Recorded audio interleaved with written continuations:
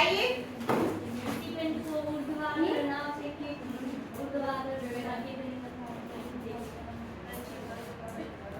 Complete answer नहीं है, complete answer नहीं है, कंप्लीट आंसर दो बबली। प्रक्षेप गति किसे कहते हैं? आप पीछे बैठे हैं इसका मतलब ये नहीं है कि आपसे क्वेश्चंस नहीं किए जा सकते।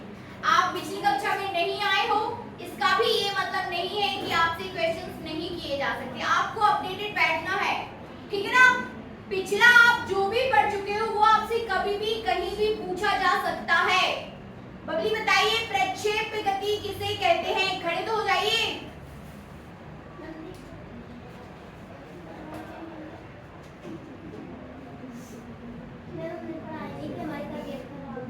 नहीं ये कोई आंसर नहीं है। अंकिता थाना, प्रक्षेप गति किसे कहते हैं?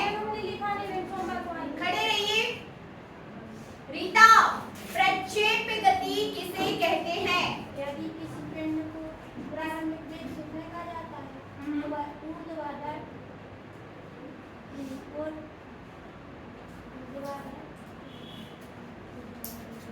मुस्कान प्रजापति, मुस्कान दागी, प्रक्षेप गति किसे कहते हैं?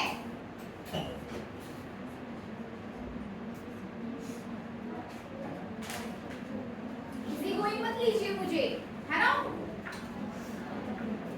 समझ रहे ना कि मैं हंसती रहती हूँ तो इसका मतलब ये कि कुछ भी चलेगा क्लास में। इजी गोइंग मुझे बिल्कुल मत लीजिए। चलिए आप बताइए प्रक्षेप गति किसे कहते हैं?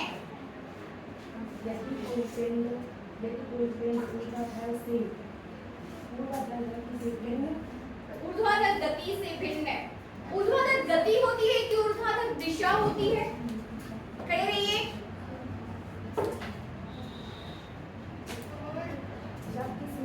यदि किसी पिंड को ऊर्ध्वाधर दिशा से भिन्न दिशा में फेंका जाता है तो वह ऊर्ध्वाधर दिशा प्रारंभिक वेग से ऊर्ध्वाधर दिशा से एक वक्र में गति करते हुए किसी अन्य स्थान पर जाती है। मुझे नहीं आया समझे। मैम आई नहीं। चलिए फिर से मैं आपको बता दूं कि प्रक्षेप गति कल आपसे फिर से पूछा जाएगा। अब मैं नहीं बताऊंगी, ठीक है ना। आपसे प्रक्षेप गति फिर से पूछा जाएगा और हो सकता है कि कल मैं इसका डेरिवेशन आपसे करवा लूं ब्लैक बोर्ड पर, किसी से भी, ठीक है ना। किसी से भी बोर्ड पर इसका पूरा डेरिवेशन आपसे करवाया जा सकता है। आपसे डेफिनेशन पूछी जा सकती है या फिर आपसे फाइनल एक्सप्रेशन या जो फाइनल व्यंजक हमें मिलता है वो आपसे पूछा जा सकता है, किसी से भी, ठीक है ना। तो कल तैयार होके आइए, बैठिए, ठीक है। प्रक्षेप गति हमने स्टार्ट किया था। फिर से जब किसी पिंड को कोई प्रारंभिक वेग देकर ऊर्ध्वाधर दिशा से भिन्न किसी अन्य दिशा में फेंका जाता है तो वह पिंड पृथ्वी तल पर किसी दूसरे बिंदु पर जाकर गिर जाता है। वक्राकार गति करते हुए किसी दूसरे पिंड पर जाकर गिर जाता है। पिंड की इस प्रकार की गति प्रक्षेप गति कहलाती है, ठीक है ना। मैंने ऐसा कल परसों की क्लास में आपको पूरा डिटेल में समझा दिया था। फिर से देखिए, जब किसी पिंड को, ये आपके पास कोई पिंड है, ठीक है ना, इसको ऊर्ध्वाधर दिशा से भिन्न, यदि आप ऊर्ध्वाधर दिशा में फेंकेंगे तो वो उसी दिशा में वापस लौट आएगा। बट हमें क्या करना है? ऊर्ध्वाधर दिशा से भिन्न मतलब ऊपर ना फेंककर ऐसे किसी भी डायरेक्शन में कोई प्रारंभिक वेग देकर जब फेंका जाता है तो पिंड वक्राकार पथ पर गति करते हुए पृथ्वी तल पर किसी दूसरे बिंदु पर जाकर गिर जाता है। पिंड की इस प्रकार की गति प्रक्षेप गति कहलाती है। पिंड को प्रक्षेप कहते हैं। ये जो पिंड है इसको आप क्या बोलते हो? प्रक्षेप। और पिंड जो पथ लेके चलता है वो प्रक्षेप पथ हो जाता है, ठीक है ना। पिंड जब प्रक्षेप गति करता है तो उसमें दो प्रकार की गति सम्मिलित होती है, एक ऊर्ध्वाधर गति और दूसरा क्षैतिज गति, ठीक है ना। पिंड ऊर्ध्वाधर में भी गति करता है और क्षैतिज दिशा में भी, ठीक है ना। और दूसरी बात आपने क्या देखी?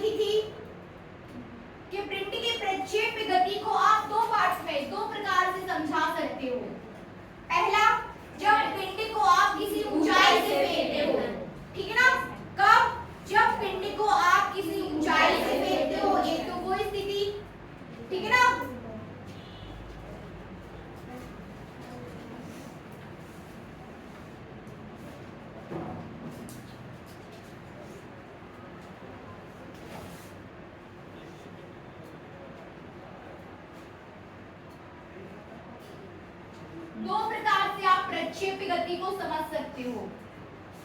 एक तो पिंड को आपको ऊंचाई से फेंकना है, ठीक है ना। इस वाले चित्र में आप इसका पहला पार्ट देखोगे, ऊंचाई से फेंक रहे हो आप। पिंड को कहां से फेंक रहे हो? ऊंचाई से। इसका मतलब ये है कि आप बिल्डिंग पे खड़े हो, ठीक है ना। बिल्डिंग से आपने पिंड को फेंक दिया, थोड़ा सा क्षैतिज में गति करते हुए पिंड ऊर्ध्वाधर गति करते हुए नीचे गिर जाएगा, ठीक है ना। यहाँ से आपने ऐसे फेंक दिया पिंड को, तो यहाँ जाके पृथ्वी तल पर किसी बिंदु पर जाके टकरा जाएगा। एक तो ये स्थिति है, ठीक ना।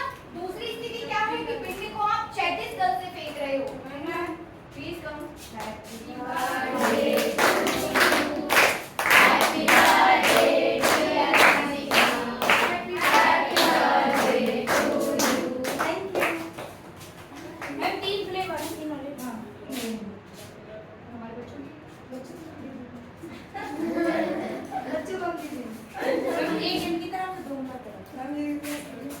थैंक यू,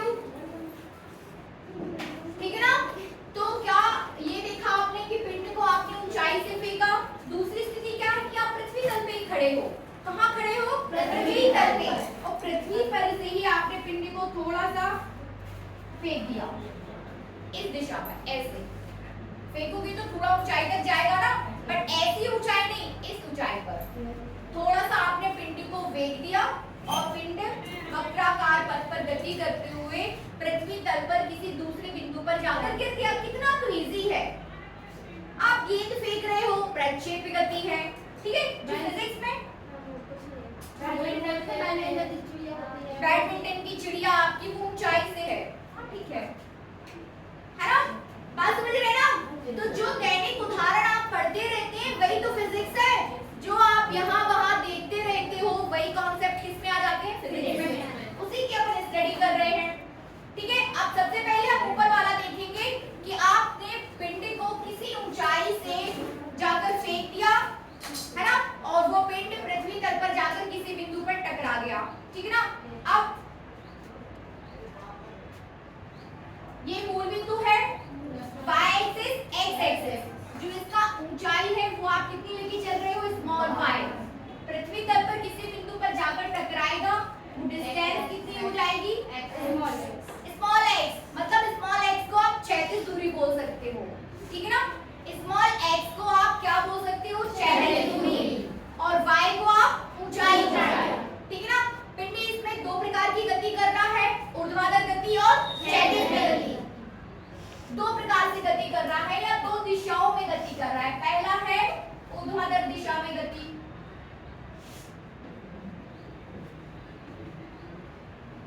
ऊर्ध्वाधर दिशा में, ठीक है ना।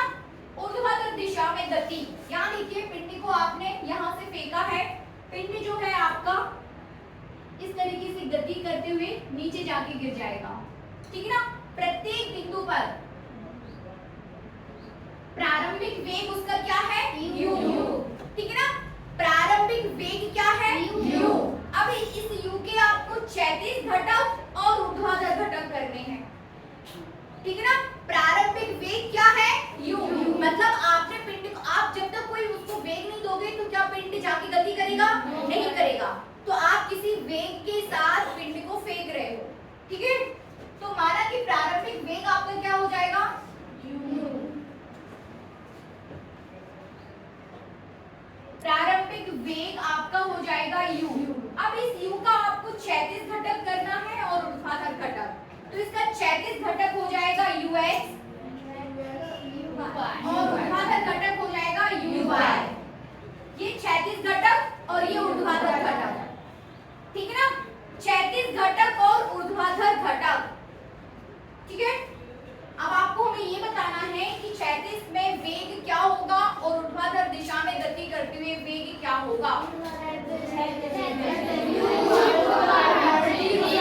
Very good. जब पिंड क्षैतिज में गति करेगा तो वो u वेग के साथ गति करेगा, लेकिन जब वो ऊर्ध्वाधर दिशा में जाएगा तो उसका प्रारंभिक वेग क्या हो जाएगा? 0, क्योंकि जैसे ही 0 होगा पिंड नीचे गिरना स्टार्ट हो जाएगा, ठीक है। तो यहाँ पर प्रारंभिक वेग क्या हो जाएगा? 0, ठीक है ना। फिर आपने क्या देखा था? आपने ये भी बात की थी कि पिंड जब ऊर्ध्वाधर दिशा में गति कर रहा है तो वो गुरुत्वीय त्वरण के अंतर्गत गति कर रहा है। ये बात भी हम कर चुके हैं। क्या कि जब पिंड ऊर्ध्वाधर दिशा में गति कर रहा है तो वह गुरुत्वीय त्वरण के अंतर्गत गति कर रहा है, गुरुत्वीय त्वरण g के अंतर्गत। ठीक है ना। अब उस गुरुत्वीय त्वरण की भी आपको क्षैतिज घटक और ऊर्ध्वाधर घटक करने हैं। मतलब यदि त्वरण a है तो उसका क्षैतिज घटक ax हो जाएगा और ऊर्ध्वाधर घटक हो जाएगा ay। तो ax इक्वल्स टू 0 क्योंकि क्षैतिज में गुरुत्वीय त्वरण काम नहीं करता है, ऊर्ध्वाधर दिशा में गुरुत्वीय त्वरण काम करता है। ठीक है। तो ay इक्वल्स टू क्या हो जाएगा g। इतनी बात क्लियर। ax इक्वल्स टू 0 और ay इक्वल्स टू 0। ठीक है ना। फिर इसके बाद नेक्स्ट कॉन्सेप्ट आपने जो देखा था वो ये था कि वक्राकार पथ पर किसी बिंदु पर खींची गई स्पर्श रेखा उस पॉइंट पर या उस बिंदु पर वेग को प्रदर्शित करती है, वेग की दिशा को प्रदर्शित करती है। ठीक है ना। अंतिम वेग की दिशा को, मतलब ये आपके पास क्या है, पूरा वक्राकार पथ, इस पर खींची किसी भी बिंदु पर, ये कई सारे बिंदु हैं। ठीक ना। इस बिंदु पर खींची गई स्पर्श रेखा, ये स्पर्श रेखा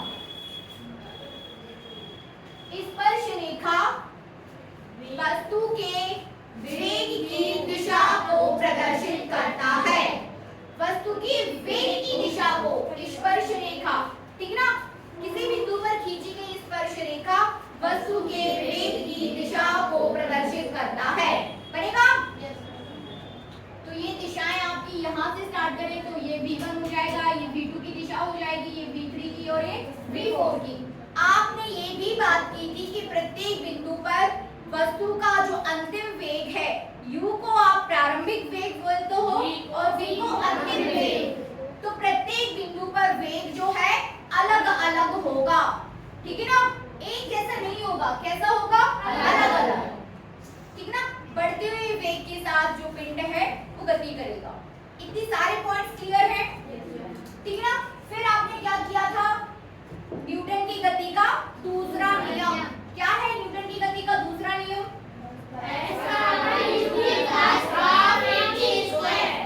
ठीक है ना।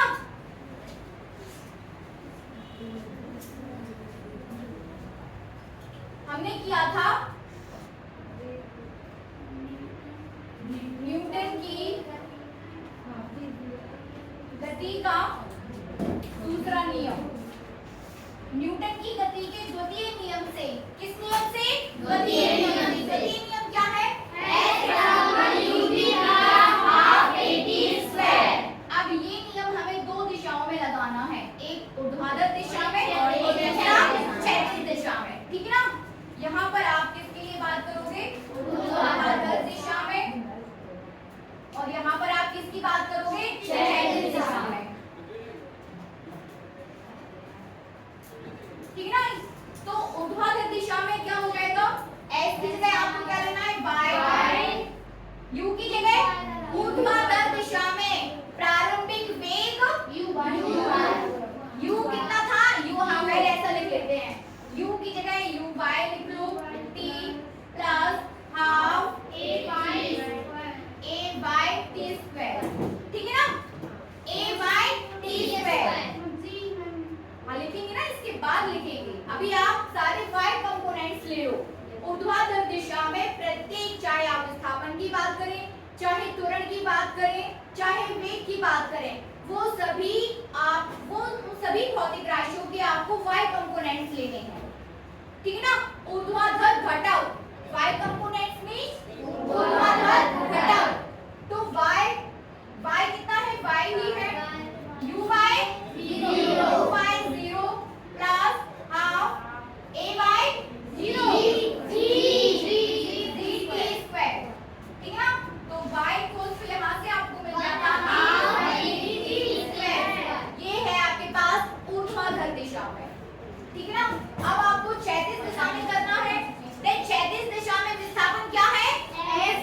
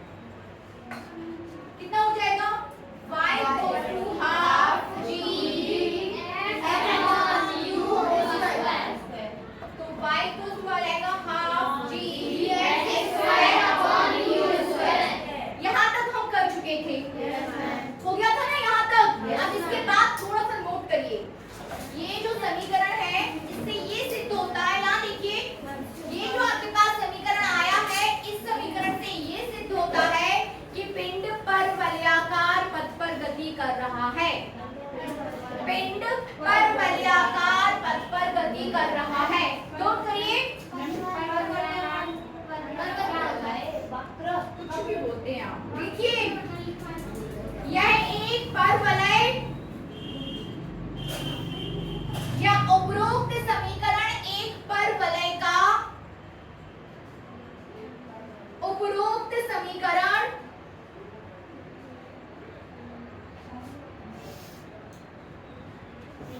एक परवलय का समीकरण है। एक परवलय का समीकरण है।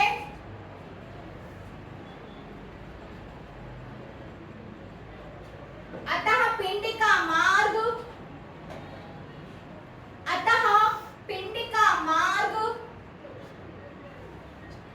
परवलयाकार होता है। पिंड का मार्ग कैसा होता है? परवलयाकार। ठीक है ना?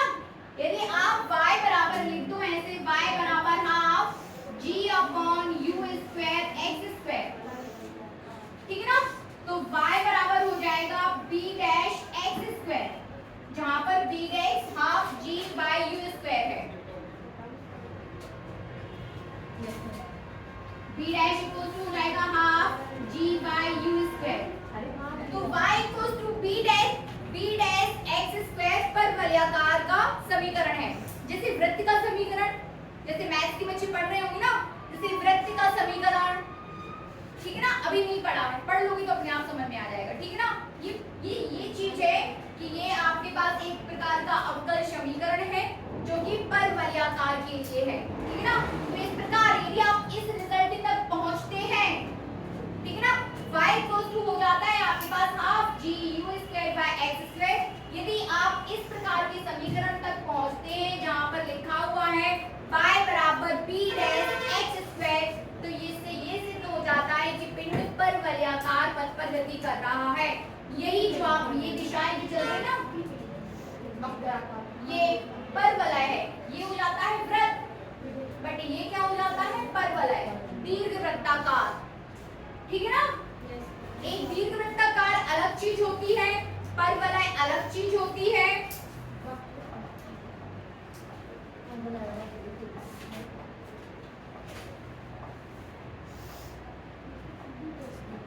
बनेगा?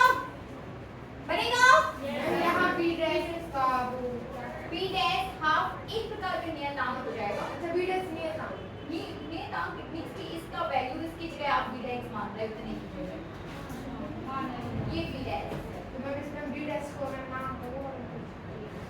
एक प्रकार का नियतांक ही है और कुछ नहीं है, नियत वैल्यू हो जाएगी नियतांक b डैश। ठीक है ना? जैसे कि समीकरण को शॉर्ट करने के लिए आपने ऐसा लिखा है, ठीक है ना? पूरे इक्वेशन को शॉर्ट करने के लिए आपने ऐसा लिखा है कि y equals to b dash x square, जहां पर b डैश इक्वल्स टू हो जाएगा half g by u square. बनेगा यहाँ तक? अब ये तो हमने किसके लिए देखा था कि जबकि पिंड को आप ऊंचाई से फेंक रहे हो, ये एक्सप्रेशन किसके लिए है? जबकि पिंड को आपने कैसा फेंका है? ऊंचाई से। अब हमें पिंड को कहां से फेंकना है? पृथ्वी तल से। ठीक है ना? हेडिंग कीजिए, पृथ्वी तल से क्षैतिज दिशा के साथ, पृथ्वी तल से क्षैतिज दिशा के साथ, क्षैतिज दिशा के साथ किसी कोण पर प्रक्षेपित पिंड की गति। ये साफ कर दो पूरा, ये साफ कर दो। Yes ma'am. पिंड की गति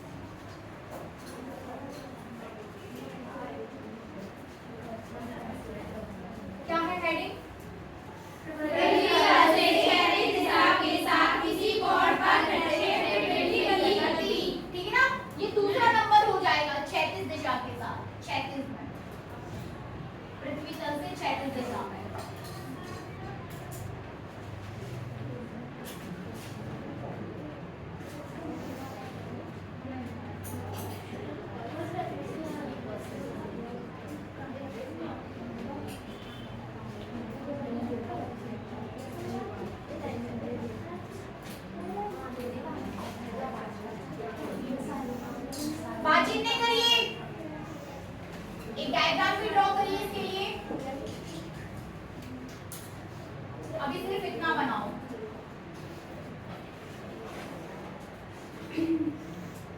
थोड़ा सा मैं छोटा कर देती हूँ इसको, है ना, क्योंकि मुझे बोर्ड की जरूरत पड़ती है।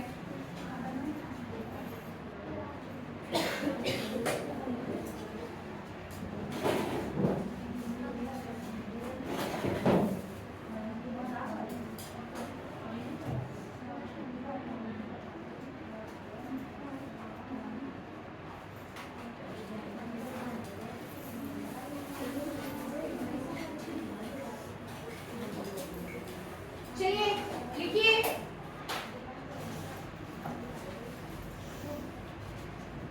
नोट करिए। माना कोई पिंड प्रारंभिक वेग u, माना कोई पिंड, नोट करिए,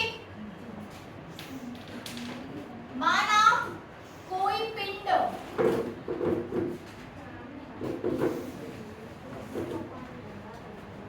प्रारंभिक वेग u, और u बराबर क्या हो जाएगा, इसके x कंपोनेंट और y कंपोनेंट के साथ इसको यदि हम लिखें तो u बराबर हो जाएगा i cap ux plus j cap uy। ठीक है ना। आप चूंकि आप सदिश को डिटेल में पढ़ चुके हो, सदिश का चैप्टर देखिए, चैप्टर इसी तरीके से आपके लिए ऑर्गेनाइज किए जाते हैं या इसी तरीके से सेट किए जाते हैं कि जो पिछले आपने पढ़ा है वो कंसेप्ट जो है आपके आगे वाले चैप्टर्स में क्लियर रहे। ठीक है ना। अब यहाँ को आपको ये कंफ्यूजन नहीं होना चाहिए कि u बराबर i कैप, तो i कैप क्या है, ux तो ux क्या है, प्लस j कैप तो j कैप क्या है, uy तो uy क्या है। ये चीज अब आपके लिए जो है कंफ्यूजिंग नहीं होना चाहिए, है ना। x और y घटक में आपने u को ले लिया है। लिखिए आगे, माना कोई पिंड प्रारंभिक वेग u एंड u बराबर i cap ux plus j cap uy से क्षैतिज के साथ थीटा कोण बनाते हुए, क्षैतिज के साथ थीटा कोण बनाते हुए, थीटा कोण बनाते हुए बिंदु O से प्रक्षेपित किया जाता है। कहां से, बिंदु O से। ठीक है ना, कहां से, बिंदु O से। ये जो अपन वक्र बनाते हैं ना अनामिका, यहाँ देखिए बाकी दूसरे बच्चे भी, अपन ये जो वक्र बना रहे हैं ना, ये ऊंचाई ये वाली और फिर इधर से सेम आनी चाहिए। समझ रहे ना, समझ गए ना। जैसे आपने ये बनाया, यदि ये इसको मैक्सिमम पॉइंट ले रहे तो इतनी डिस्टेंस और इतनी डिस्टेंस जो है बराबर होनी चाहिए, ये और ये। बात समझ गए, जो हम कहना चाह रहे हैं वो कैसी होनी चाहिए, बराबर। समझ गए ना। जैसे ये इधर ये ऊंचाई से था, ठीक है। आगे लिखिए, मतलब आपने कहां से, बिंदु O से, इस बिंदु O से थीटा कोण बनाते हुए, यहाँ से थीटा कोण बनाते हुए आपने पिंड को क्या है, इतना वेग देकर फेंक दिया है। ठीक है, आगे लिखिए,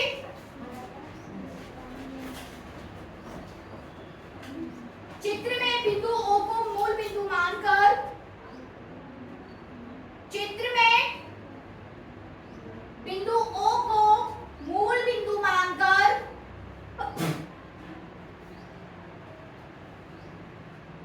OX तथा OY, कैपिटल OX तथा OY अक्ष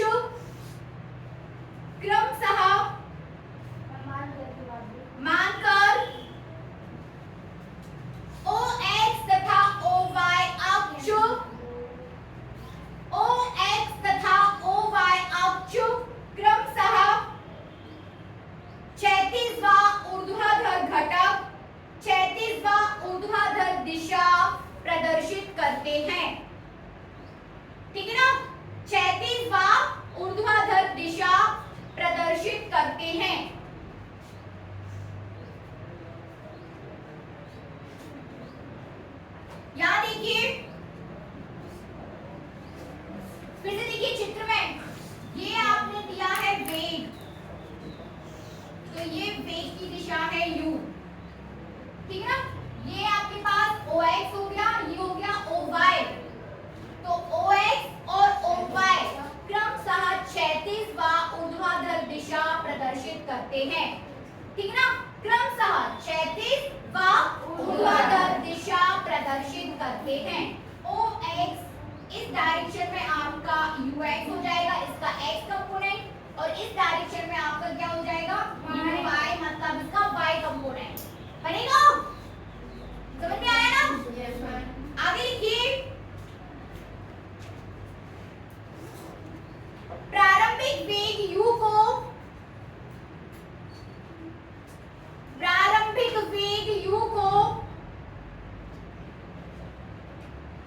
क्षैतिज व ऊर्ध्वाधर घटकों में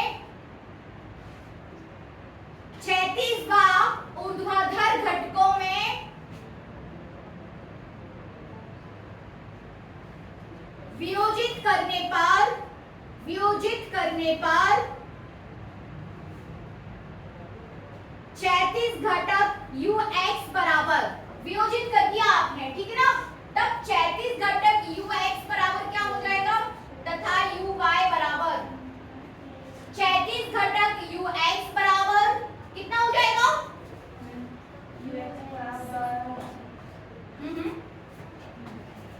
क्षैतिज घटक ux बराबर u cos थीटा, ठीक है ना, और ये हो जाएगा u sin थीटा, पढ़ चुके हैं अपन। u cos थीटा तथा ऊर्ध्वाधर घटक uy बराबर u sin थीटा।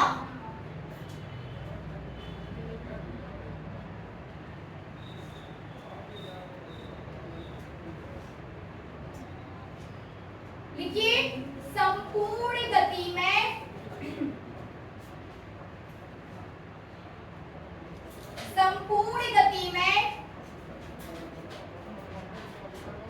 क्षैतिज वेग नियत रहता है।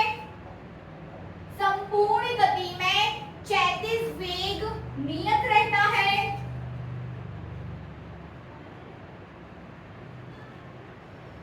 लेकिन पिंड की ऊर्ध्वाधर गति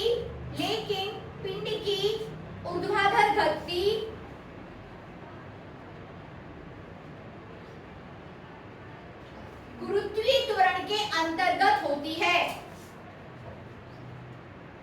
लेकिन पिंड की ऊर्ध्वाधर गति किसके अंतर्गत होती है, गुरुत्वीय त्वरण के अंतर्गत होती है। आगे लिखिए,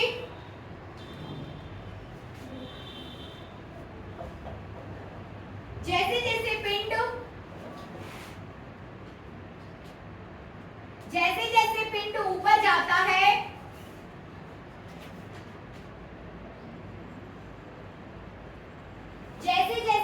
ऊपर जाता है, उसका वेग घटता जाता है, ठीक है ना। उसका वेग क्या होता है, घटता है। अच्छा, बढ़ता जाता तो क्या होता, नीचे क्यों आता है ना। यदि किसी व्यक्ति का वेग बढ़ती जा रहा है तो चला जाएगा। तो जैसे जैसे वेग घटता जाता है, अधिकतम ऊंचाई P तक पहुंचने के बाद, देखिए, अधिकतम ऊंचाई P तक पहुंचने के बाद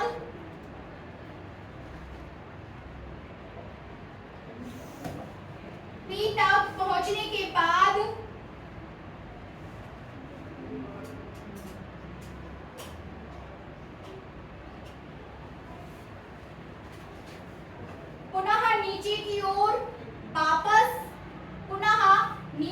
ओर वापस आने में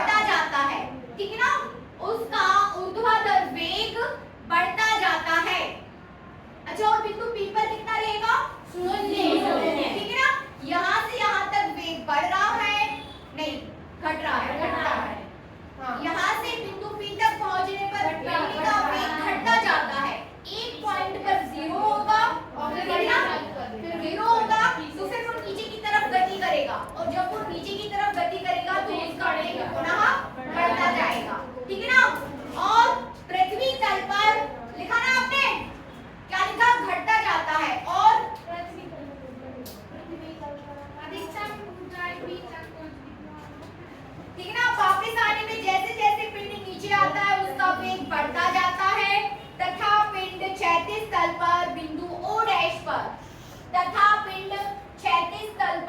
बिंदु O डैश पर वापस लौट आता है तथा पिंड क्षैतिज तल पर, आप इसको अपनी लैंग्वेज में लिख सकते हो, ठीक है ना। आपको क्या करना है, इसको अपनी लैंग्वेज में ही लिखना है। तथा पिंड क्षैतिज तल पर पुनः वापस आ जाता है, ठीक है ना, बनेगा। अब हमें प्रक्षेपिका पथ, इसके लिए व्यंजक निकालना है, तो हेडिंग दीजिए प्रक्षेपिका पथ।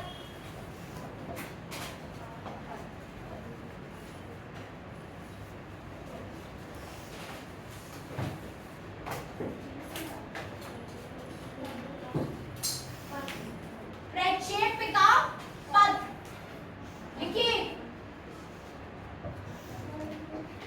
प्रक्षेपिका पथ वही आपका पिंड फिर से यहाँ से यहाँ तक ऊर्ध्वाधर गति करता है, फिर क्षैतिज में गति करता है, फिर ऊर्ध्वाधर गति करता है। तो फिर से हम पिंड की गति को दो दिशाओं में जो है विभाजित कर सकते हैं। सबसे पहले हम देखेंगे ऊर्ध्वाधर गति के लिए। ऊर्ध्वाधर गति के लिए, ठीक है ना। प्रक्षेपिका पथ, फिर नीचे लिखिए सबसे पहले ऊर्ध्वाधर गति के लिए, और अब नोट करिए, पहले क्षैतिज के लिए कर लें, पहले क्षैतिज के लिए करना चाहिए बच्चों, क्योंकि पिंड आपका, आप इसको ऐसे थोड़ा सा तिरछा फेंक रहे हो। तो पहले क्षैतिज गति के लिए डालिए और नोट करिए प्रारंभिक वेग u बराबर, अब हम सिर्फ क्षैतिज की बात करेंगे यहाँ पर, ठीक है ना, किसकी, क्षैतिज की। तो प्रारंभिक वेग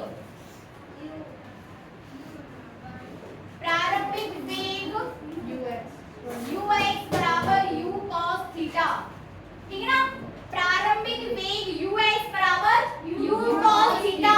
आगे लिखिए, तथा त्वरण ax बराबर, त्वरण ax बराबर 0। तब लगा दीजिए गति का द्वितीय समीकरण, ठीक है ना, लगा दीजिए ux बराबर u cos थीटा, ठीक है ना, ax बराबर 0, किरण, ठीक है ना, ax बराबर 0। तब गति के, जल्दी जल्दी कर लीजिए, गति के द्वितीय समीकरण से, किससे, गति के द्वितीय समीकरण से लगा दो x ut plus half at²। x विस्थापन है यहाँ पर, ठीक है ना, क्षैतिज गति के लिए। u की जगह कितना लिखना है, ux cos theta t plus half 0t²। Solve करिए, बताइए कितना आया। x आपके पास आ जाएगा ux, t को आगे ले लो, या ux cos theta t, then t equals to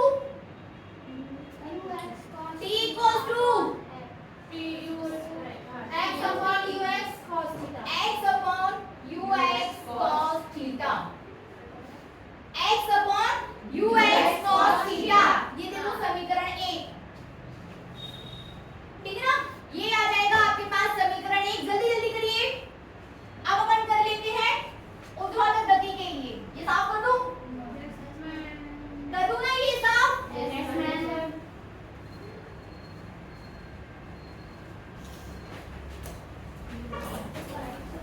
अब आपको करना है किसके लिए, ऊर्ध्वाधर गति के लिए।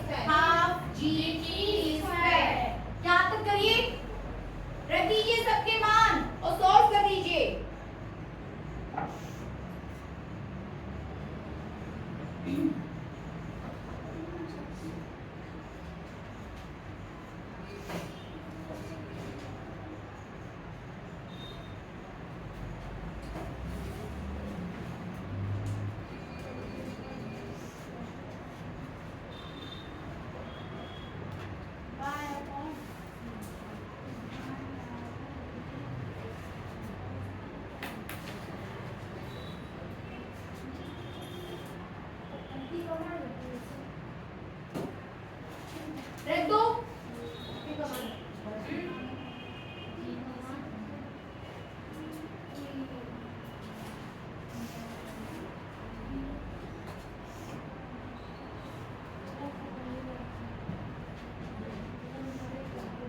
देखिए y बराबर u by sine theta plus half G T square.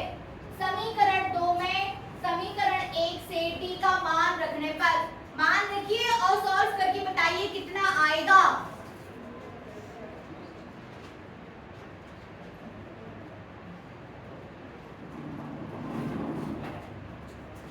समीकरण 2 में समीकरण 1 से t का मान रखने पर रखिए और बताइए कितना आया। बनाओ। हाँ हाँ बनाओ।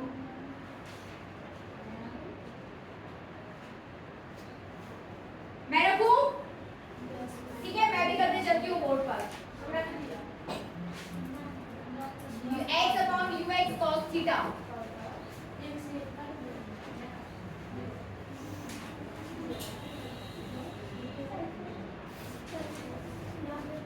यहाँ देखिए y equals to U Y as it is. t की जगह कितना लिखना है? U Y sine theta as it is. t की जगह कितना लिखना है? x upon U X cos theta. x upon U X cos theta. Cos theta plus G half G X upon U X cos theta पूरी का whole square. Solve कर दो इसको, हमारे पास आ जाएगा y equals to U Y upon U X tan theta. Sine upon cos का होगा tan tan theta x tan theta. x भी हमारे साथ है, x भी है। ये हो जाएगा x tan theta plus half g x upon U X cos theta as it is लीजिए एंड होल स्क्वायर कर दीजिए। मैम ये u का मान मतलब u y रखना था, u y का मान तो u sin u भी u जो है आपका u y sin थीटा हो जाएगा क्षैतिज दिशा में, सॉरी ऊर्ध्वाधर दिशा में। तो y ये निशान आपने अभी आगे लिखवाया था कि कि u y इक्वल ये sin theta. u y equal to u sin theta, ठीक ना? सही कह रहे हो आप। u y equal to u sin theta और u x equal to u cos theta. हां तो फिर वो y नहीं आएगा, वो y नहीं आएगा। u x equal to u sin theta, u y equal to किरण ये जो है आपके पास u y equal to u sin theta और u x equal to u cos theta, ठीक ना? जब आप किस पे कर रहे हो? क्षैतिज दिशा में, या अभी आप किस पे? ऊर्ध्वाधर दिशा में, तो u y इक्वल टू हो जाएगा आपका u sin थीटा, ठीक ना? तो यहाँ पर भी u y आएगा और u y की जगह आपका क्या हो जाएगा? u sin theta. Yes sir यहां हो जाएगा। यहाँ पे u sin थीटा और यहाँ पर हां x u की x जगह u x, sin थीटा सब जगह u ही रहेगा। u x sin theta. नहीं तो ये u से u कैंसिल हो जाएगा। x sin थीटा हाँ, y equals to x tan theta plus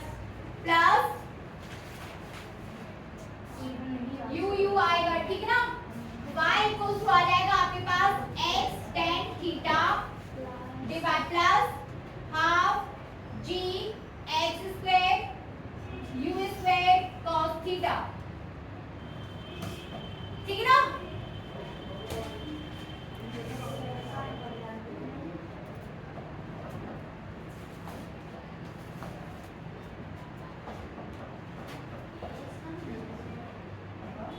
समझ में आ गया ना? cos का स्क्वायर होगा ना, u स्क्वायर स्क्वायर थीटा। ठीक है, ये साफ कर दूं मैं इस side.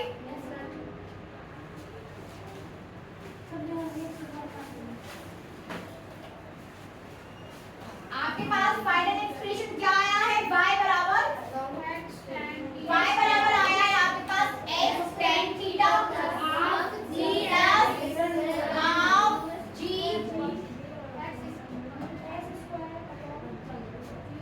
Upon u square cos square theta x square. ठीक है ना, यही आया है। इसको आप लिख लीजिए y बराबर ax प्लस bx स्क्वायर, जहां a बराबर tan थीटा, b बराबर हो जाएगा आपका half g u square cos square theta.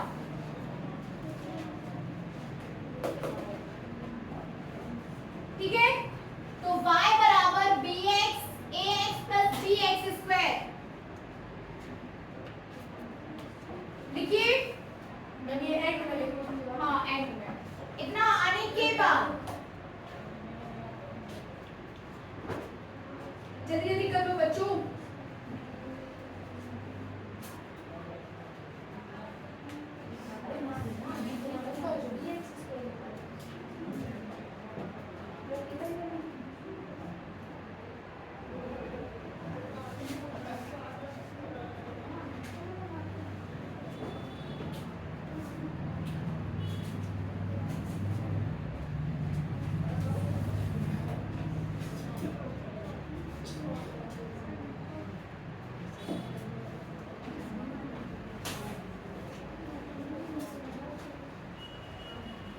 आगे बढ़े, लिखिए।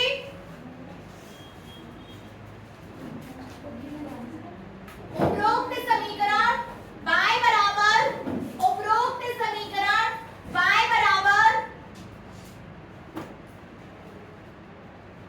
ax प्लस bx स्क्वायर, जहां पर a tan थीटा तथा b बराबर half g u square cos square theta है, जो एक परवलय का समीकरण है। आप डायरेक्ट भी लिख सकते हो कि उपरोक्त समीकरण एक परवलय का समीकरण है। अतः